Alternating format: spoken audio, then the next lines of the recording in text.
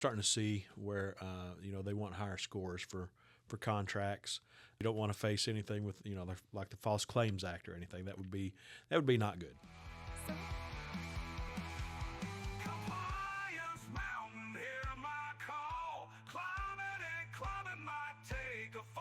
Regulations whisper, winds don't stall. CMMC ain't gonna make me crawl. Hey there. Welcome to the CMMC Compliance Guide Podcast. I'm Stacy. And I'm Brooke. From Justice IT Consulting, where we help businesses like yours navigate CMMC and NIST 800-171 compliance. We're hired guns, getting companies fast-tracked to compliance, but today we're here to give you all the secrets for free. So if you want to tackle it yourself, you're equipped to do so. Let's dive into today's episode and keep your business on track. Today, we're diving into one of the most misunderstood and critical parts of DoD compliance, your SPRS score or SPRS score. Right. If your score isn't where it should be, you could be losing contracts without even knowing it. Brooke, let's help our listeners figure out exactly how to improve it. Let's start with the basics. What exactly is the SPRS score or SPRS score, and why is it so important for DoD contractors right now?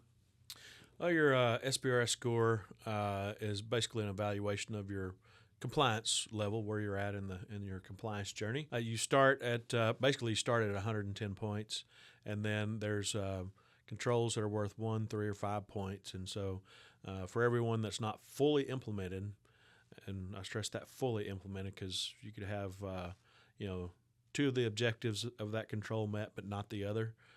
And so if you have 1 out of 3 not met, not implemented, then it's just not implemented. You get you get to deduct for that score. So it's you take the points off, and you can definitely 100%. You can end up with a very low negative score. We're starting to see where they want higher scores for contracts. If you've got 110. Great, good on you, but you better make sure it's 110. That you just didn't go through and check a bunch of boxes off. You don't want to face anything with like the False Claims Act or anything. That would be not good. So what's the first thing contractors should do to improve their score? Well, the first thing you should do to improve your score really is to do a good, thorough gaps analysis, and really that's assuming that you've already done the pre-work for that, which is understanding what CUI you might have and understanding the data flow of that CUI. So if you understand that, then you need to do a good gaps analysis and figure out where your gaps are. I mean, that's what a gaps analysis is for. Once you figure that out, then you can start looking at what exactly you need to do to improve your score. Once they've identified the gaps, what's next? Once you've identified your gaps, basically put together a POA&M, but you want to look at where you can make the biggest bang for your buck, what you can accomplish, and usually the one with the higher points deductions are going to be the ones you want to address first. When you do your POA&M, you develop some projects from that. A lot of these, you can develop a project that'll hit several of these controls. And they may roll in together a whole bunch of 1-pointers or some 1-pointers and 3-pointers. Try to develop those projects to get the most bang out of your buck to hit as many of those controls. Let's talk about your favorite topic, documentation. It's a hot topic here at CMMC Compliance Guide Pod. It is, definitely. What do contractors need to have in place to support their score? Well, of course, you need your SSP, your System Security Plan in place.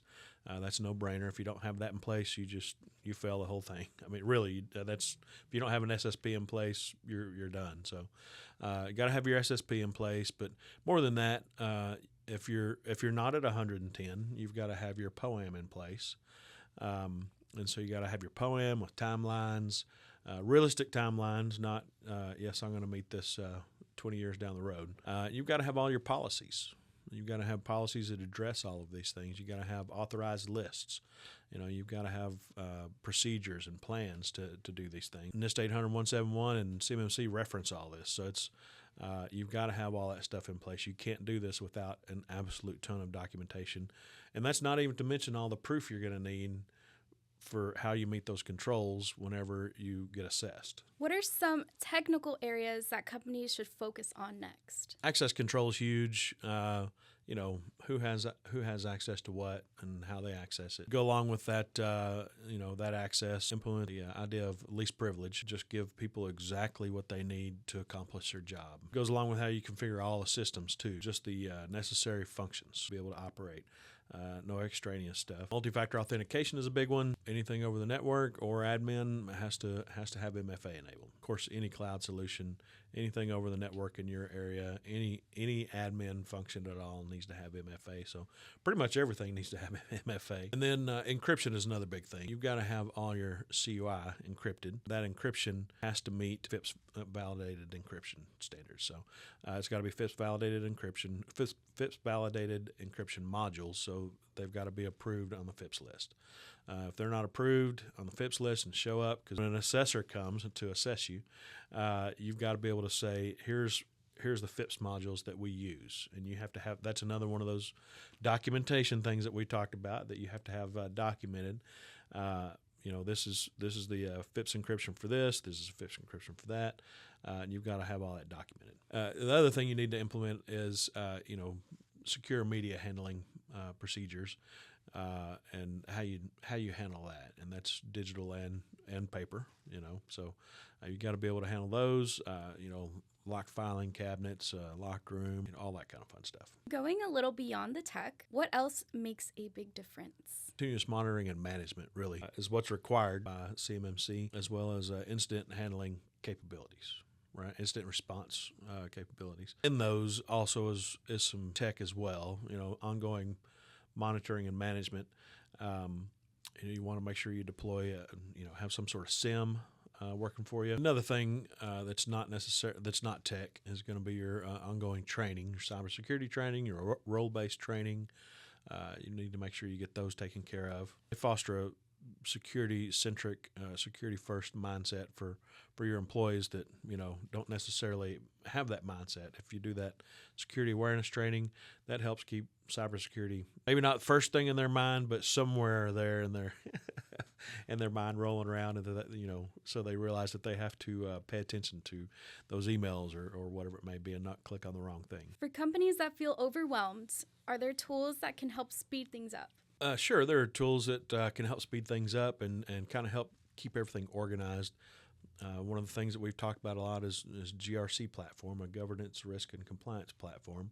But that's kind of included in some other things as well. Some Microsoft GCC High platform, the Microsoft GCC High platform, has some assessment capabilities in it that'll kind of help you out.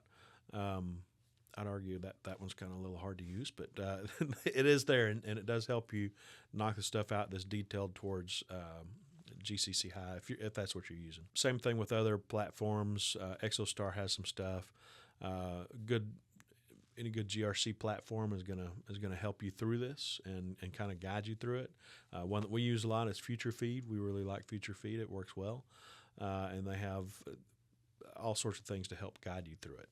All these tools are great, and just make sure they align with your needs, and just realize that they aren't necessarily silver bullets and will do everything for you. So, if someone's listening right now and thinking, "Where do I even start?"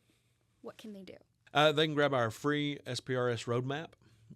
It's a 90-minute session. We review your current self-assessment, we identify major gaps. We give you a step-by-step plan to get to a 110. Normally, it's a $1,500 value, but it's free for a limited time.